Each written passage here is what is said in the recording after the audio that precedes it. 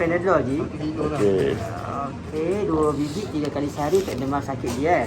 Okey. Ubat batuk 1 sudu ataupun 5 ml 3 kali sehari ataupun malam sajalah sebab dia mengantuk ni dia. 5 ml.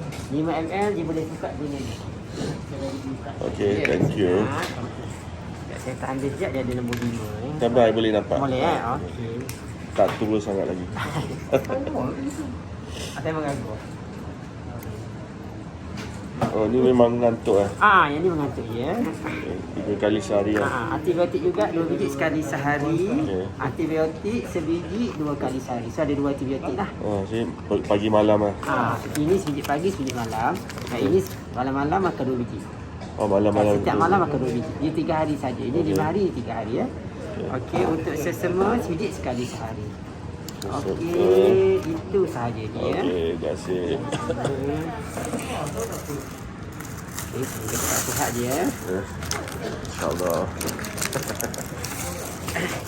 Buku ada simpan takut hilang. Okey. Yang lain semua saya masuk dalam. Okey. Nanti sama-sama je.